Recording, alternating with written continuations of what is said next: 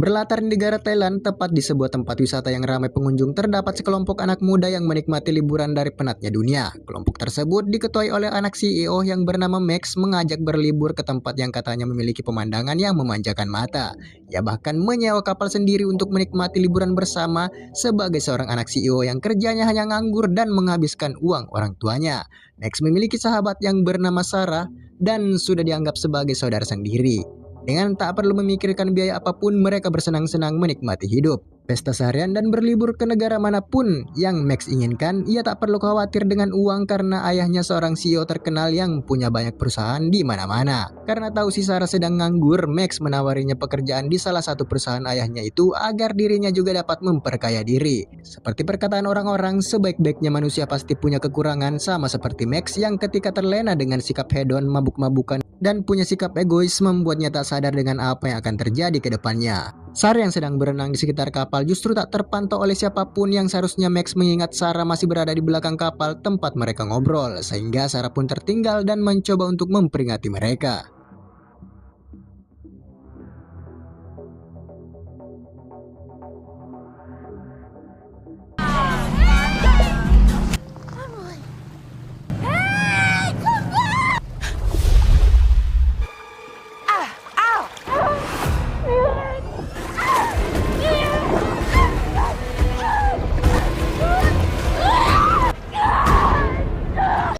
Beruntung bagi Sarah karena salah satu dari mereka menyadari Sarah tak ada, sehingga secepat mungkin Sarah pun berhasil diselamatkan. Disinilah sikap buruk Max keluar karena menganggap itu merupakan keteledoran dari kapten kapal, serta kejadian tersebut adalah hal yang biasa terjadi dan menganggap kejadian tersebut tak perlu dipikirkan.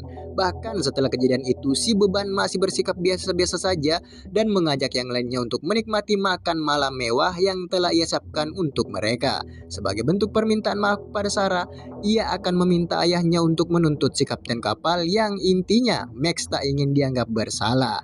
Saking nol empatinya si beban, justru kini ia mengajak mereka besok ke tempat yang hanya beberapa orang pengunjung tempat tersebut karena aksesnya hanya untuk orang-orang tertentu. Saat ini mereka hanya perlu mempercayakan semuanya pada si beban dan melanjutkan menikmati malam di pantai yang telah ia sewa. Karena melihat si beban masih meminta maaf kepadanya, membuat Sarah melupakan kejadian tadi dan kembali ke pertemanan yang toksik. Yang baru saja beberapa menit berenang, mereka berlari ketakutan karena merasakan sesuatu di dalam air.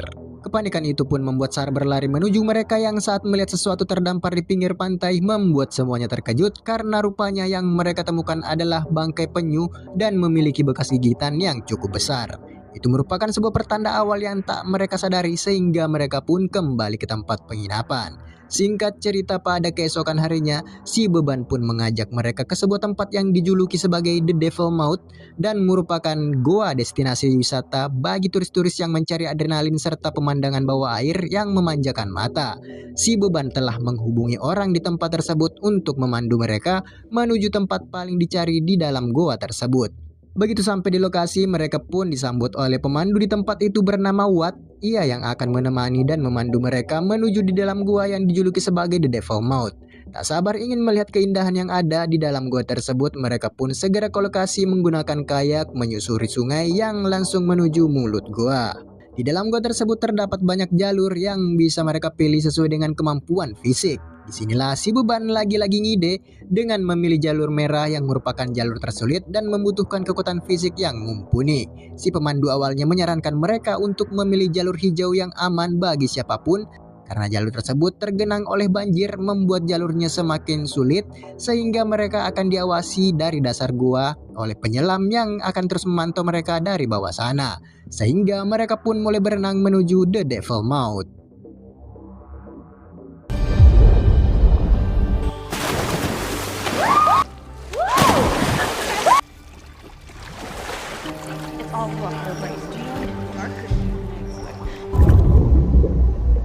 It is the devil's mouth.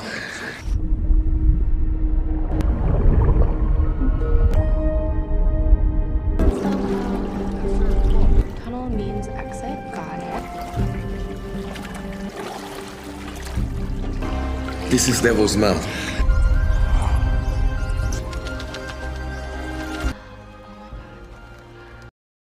Gua pertama yang mereka kunjungi bernama Gua Kerangka karena merupakan gua peninggalan peradaban manusia yang karena terjadi pelapukan membuatnya runtuh dan mengubur peradaban yang ada. Si pemandu meminta mereka untuk berhati-hati karena gua tersebut sangat rapuh yang bisa saja mengubur mereka di sana. Tak ingin melewatkan Gua Kerangka, membuat Sarah dan yang lainnya pun menyempatkan diri untuk berfoto sebagai kenang-kenangan mengunjungi gua tersebut.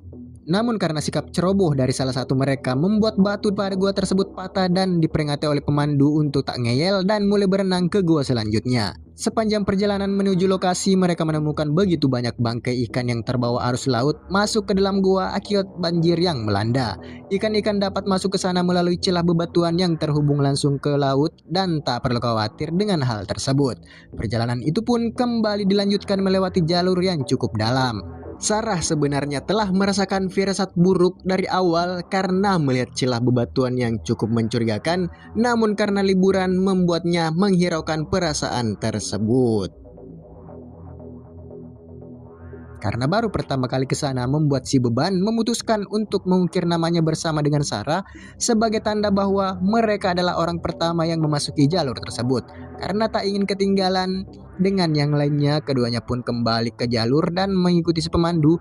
Namun sialnya, salah satu dari mereka terluka akibat tersayat batu gua, membuat luka yang cukup dalam sehingga membutuhkan perban yang untungnya Sarah selalu membawa perlengkapan keselamatan dan menutupi luka si beban lain. Melihat ada yang terluka, membuat si pemandu menyarankan mereka untuk kembali sesuai dengan prosedur keselamatan. Namun lagi-lagi si beban kembali ngelunjak dengan membujuk teman-temannya untuk tetap melanjutkan perjalanan mereka karena ia yakin tempat yang akan mereka tuju setimpal dengan perjuangan mereka ke sana. Karena tergiur dengan kata-kata manis si beban, membuat mereka akhirnya memutuskan melanjutkan perjalanan dan melanggar protokol keselamatan. Si pemandu yang terlanjur mendapatkan bayaran besar pun terpaksa membawa mereka ke tempat yang dituju dan saat sampai di sana, rupanya memang menyuguhkan pengalaman yang jauh berbeda dengan wisata air manapun karena air yang ada di tempat tersebut berubah warna ketika berada di sana. Si pemandu mengatakan untuk tak berlama-lama di tempat tersebut karena masih ada goa lain yang akan mereka kunjungi. Sarah yang ingin memastikan keadaan si penyelam yang mengawasi mereka pun ikut menyelam dan disinilah kepanikan mulai terjadi karena saat Sarah melihat dan mendekati cairan pekat yang ada di dasar goa, ia menyadari bahwa cairan tersebut adalah darah milik si penyelam dan membuatnya segera melaporkan temuannya itu. Rasa panik membuat yang lainnya juga terkejut saat melihat alat selam mengambang dan diperiksa langsung oleh si pemandu yang saat memeriksanya terdapat gigi tajam dan ia mulai menyadari bahwa gigi tersebut adalah gigi hiu dan telah membunuh si penyelam. Ketika mendengar hal itu, membuat semuanya panik dan tak menyangka bahwa seekor hiu memasuki goa dan hidup di air tawar. Si pemandu menjelaskan bahwa terdapat beberapa jenis hiu yang dapat hidup di air tawar dan kemungkinan besar terseret air pasang yang masuk melalui celah goa yang terhubung dengan lautan. Karena perdebatan tersebut tak memiliki ujung, membuat si pemandu memutuskan untuk mencari jalan keluar tercepat agar mereka tak menjadi santapan bagi hiu yang kelaparan. Beberapa menit telah berlalu namun si pemandu tak kunjung kembali, membuat Sarah mengajak yang lainnya untuk mencari jalan lain bermodalkan peta yang telah ia bawa sebelumnya. Hanya bermodalkan nekat dan pencahayaan yang seadanya, mereka pun menyusuri jalur sebelumnya dan mengingat-ingat setiap bebatuan yang mereka lewati. Dengan tetap waspada dan saling menjaga satu sama lainnya, mereka pun berenang perlahan, namun bahaya telah mengintai mereka di dalam air.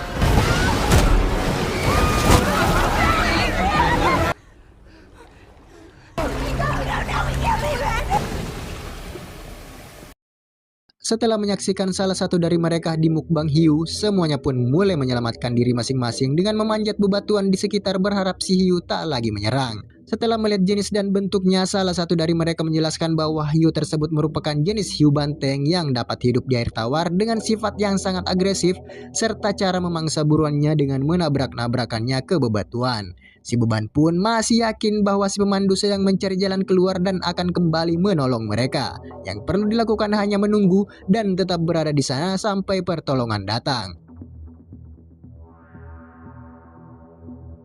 Sementara itu di tempat lain, si pemandu yang menyusuri goa dan melihat celah yang bisa digunakan untuk jalur evakuasi agar dapat menolong yang lainnya tanpa diserang oleh hiu.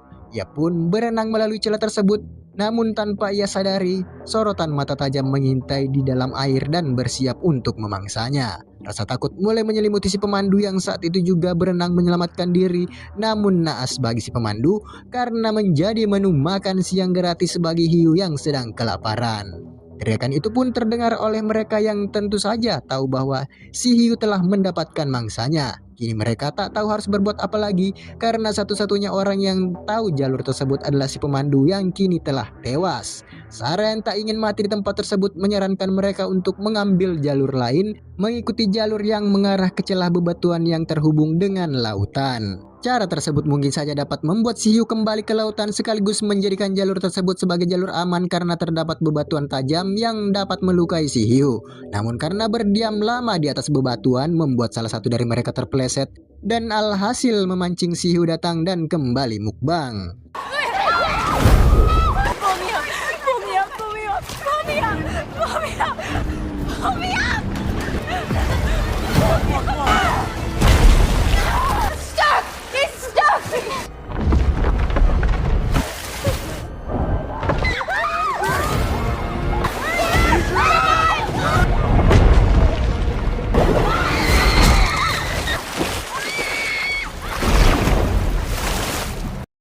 Setelah menyaksikan teman-teman mereka di mukbang satu persatu, membuat Sarah memutuskan untuk meninggalkan tempat tersebut ke jalur arus laut dan mengajak mereka untuk ikut. Jalur itu merupakan jalur aman karena penuh dengan bebatuan yang dapat melukai si hiu. Rencana tersebut terdengar masuk akal karena si hiu setelah memangsa buruannya ke arah berlawanan dan tak pernah ke jalur tersebut. Namun lagi-lagi si beban berulah dan ngambek karena punya rencana lain, yaitu akan ke jalur awal mereka masuk dan yakin bahwa si hiu ke arah lain dan mulai meninggalkan mereka. Secara terpaksa keduanya pun mengikuti si beban yang sedang ngambek dan mengikutinya melalui gua dan tetap waspada terhadap hiu yang bisa saja tiba-tiba menyerang mereka. Kali ini Sarah mengalah dan mengikuti rencana si beban serta memberikannya peta agar tetap berada di jalur yang ia tuju. Si beban semakin ngelunjak dan percaya diri bahwa ia dapat menemukan jalan lain keluar dari gua tersebut dan menyelamatkan mereka dari serangan hiu yang mematikan. Si beban pun berencana untuk memutar ke jalur gua kerangka agar nantinya dapat tembus ke pintu masuk gua. Perjalanan mencari jalan keluar pun dipimpin oleh si beban dan menyusuri celah demi celah, menyelam dari jalur satu ke jalur yang lain dan tetap saling menjaga satu sama lainnya. Begitu sampai di sebuah jalur yang tak ada di peta, mereka pun melihat dinding gua yang bisa mereka panjat untuk mencari jalan keluar. Mereka pun berhati-hati memanjat dinding gua yang licin dan pada akhirnya berhasil keluar dari air dan menemukan jalur yang aman. Mereka merangkak secara perlahan mengikuti jalur tersebut yang terdengar dari kejauhan suara kelelawar yang menandakan pintu masuk tak jauh dari sana. Rasa bahagia mulai terlihat dari wajah mereka karena berhasil menemukan jalan keluar dan akan meninggalkan tempat tersebut beserta dengan hiu yang meneror mereka. Namun tak berapa lama kemudian pijakan mereka mulai runtuh dan membuat si beban hampir tewas karena di bawah sana terdapat hiu yang berkeliaran dan siap memangsanya. Sarah memegangi si beban dan memintanya untuk tak banyak bergerak karena bisa saja membuat pijakan mereka runtuh. Setelah memastikan si hiu telah pergi dari sana, Sarah pun melepaskan si beban dan secara terpaksa harus ikut mencari jalur lain yang semisalnya si beban tak jatuh. Mereka sudah keluar dari sana karena jalan masuk ada di depan mereka. Kini Sarah yang menyelam untuk memastikan jalur yang akan mereka lalui aman dan tak dapat dilalui oleh hiu.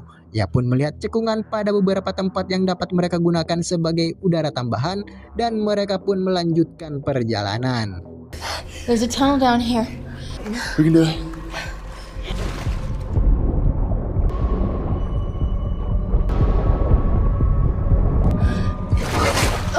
You swim in the next one, and the next one.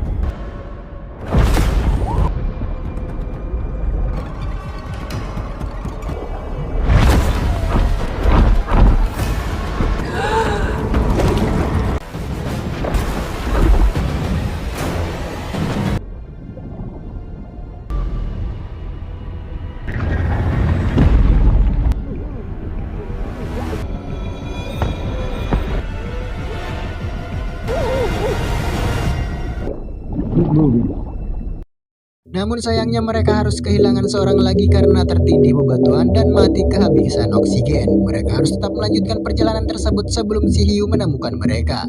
Hanya mereka berdua yang tersisa bersama dengan hiu yang masih berada dan berkeliaran mencari mereka.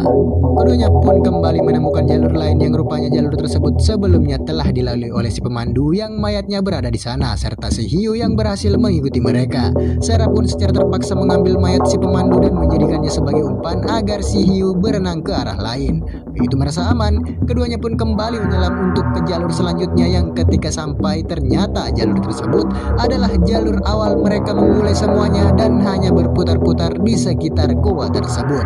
Rencana si beban rupanya rencana yang sia-sia dan mengorbankan banyak nyawa akibat ngeyel dan merasa paling benar. Karena rencana tersebut telah gagal, kini Sarah memutuskan mengganti rencana dan meminta si beban untuk mendengarkan dan mengikuti rencananya, yang kali ini ia akan mengambil jalur ke arah celah menuju lautan. Ia yakin di celah tersebut setidaknya mereka akan menemukan jalan keluar dan menghindari serangan dari hiu. Kini si beban pun mengikuti rencana Sarah dan ternyata jalur tersebut telah mereka lalui sebelumnya, dan sesuai dengan dugaan dari Sarah, jalur tersebut adalah jalur awal tempat mereka berada dan jalur itu dipenuhi dengan bebatuan sehingga aman dari kejaran hiu. Keduanya berhati-hati dan mulai mematikan pencahayaan agar tak menarik perhatian si hiu. Secara perlahan-lahan keduanya pun menyusuri bebatuan namun tetap waspada dengan area sekitar. Minimnya pencahayaan membuat mereka sedikit kesulitan mencari jalur aman, namun perlahan tapi pasti keduanya berhasil sampai di tempat awal mereka masuk, yaitu air yang dapat berubah warna. Si beban yang tak sabar ingin keluar tanpa sengaja mengundang perhatian si hiu yang langsung menyerangnya. Si beban pun langsung naik ke bebatuan dan terus mendapatkan serangan dari hiu yang membuat bebatuan berjatuhan dan mengenai tangan si beban. Tak ingin melihat sahabatnya itu menjadi korban selanjutnya membuat Sarah mencoba mengalihkan perhatian dari si hiu dengan menyalahkan flare yang saat itu juga si hiu mendatanginya dan memakan flare yang ada. Begitu teralihkan, Sarah pun berenang ke arah si beban yang terluka dan membawanya keluar dari sana mengikuti jalur yang ada dan keluar dari The Devil Mouth. Keduanya pun sampai di celah bebatuan yang terhubung dengan lautan dan mulai menguatkan satu sama lain bahwa mereka akan berhasil keluar dari gua tersebut. Si beban pada akhirnya sadar bahwa sikap egois dan cerobohnya telah membawa petaka. Sarah pun kini mulai memanjat dinding goa yang mengarah ke lautan agar dapat segera keluar dari sana. Perlahan tapi pasti, ia berhasil sampai di ujung dan melihat lautan, namun rupanya tempat tersebut cukup tinggi untuk dirinya dapat turun dan beresiko jika memaksa melompat dari ketinggian. Ia kembali dan mengatakan kepada si beban bahwa di bawah sana hanya ada batu karang yang apabila memaksa melompat dirinya akan tewas, dan satu-satunya peluang yang tersisa hanya menunggu sampai air laut naik agar jarak melompat ke bawah sana tak langsung menuju karang. Singkat cerita, begitu malam menjelang, rencana tersebut pun dimulai dengan Sarah yang terlebih dahulu naik dan akan membantu si beban menggunakan tali yang akan ia tarik secara perlahan.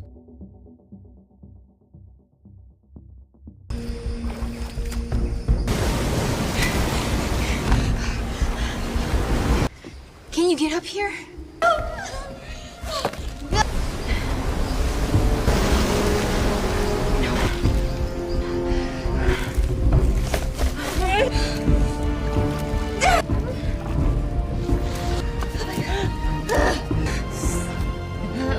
We're doing it, Sarah! We're doing it!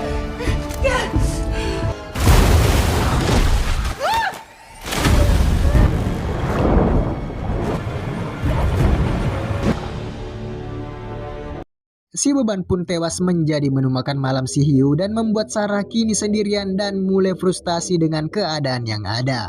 Di tengah kesulitan tersebut, ia menyadari bahwa tempat itu merupakan gua kerangka yang cukup rapuh sehingga mendapatkan cara agar keluar dari sana sekaligus membunuh si hiu. Ia berencana memancing si hiu agar menyerangnya sehingga bebatuan yang rapuh akan berjatuhan dan membunuh hiu tersebut.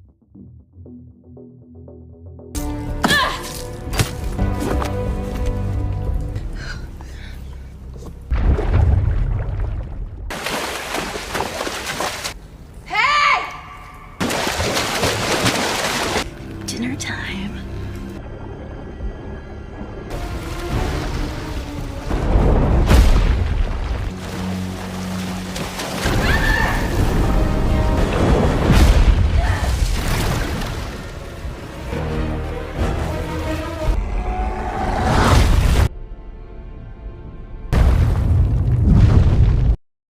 Sarah yang berhasil membunuh Yu itu pun menemukan jalan keluar dari goa dan mulai memanjati tebing yang mengarah ke pantai.